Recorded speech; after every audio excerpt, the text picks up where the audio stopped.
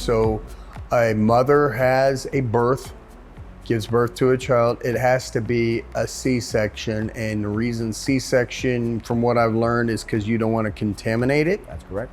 And so you've got a cleaner placenta help me. I'm going to show my ignorance right now. The placenta is what surrounds the baby as they're in the womb. Yeah. Yes. Well, so think about it this way. The placenta is the most anti-inflammatory organ because it's the only organ that has to not reject another human being. You know, I can't just give you my kidney, right? It will reject it. Wow. The mothers try to not reject that baby. So the way it works is the placenta is a sponge, the mother's bloodstream comes down, and then it filters through the sponge. Now, all the cells don't make it through that sponge. The proteins and the exosomes do make it through that sponge. So just as the mother's nourishment goes into the baby through this sponge, it really feels like a sponge. And it's just a blood-filled sponge. The baby's young exosomes go through that sponge back into the mother, making her glow and making her live longer. In fact, the more children you have, the longer the mother lives. And that's been demonstrated in animals and humans.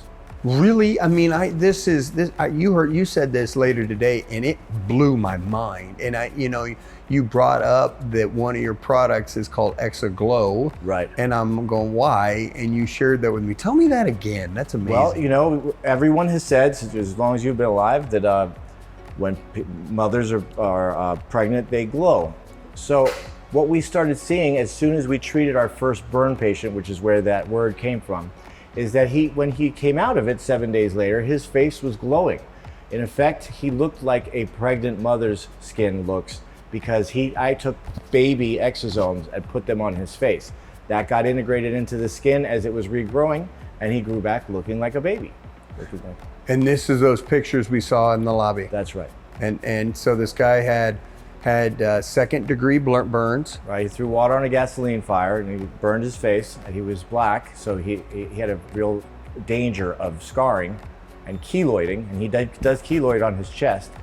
So he neither keloided nor scarred, and that was the first visual understanding I had. I had already seen what they could do in vitro in the laboratory, but I'd never seen it on a human before, so that was the first shot. And if I remember right, you have 3 pictures, day of. The second picture 7 days later? 7 days, right. What's the third one? 60. 60 days. Yeah. So 2 months later, he looked like that after. Yeah. He looks wonderful. He still looks good today.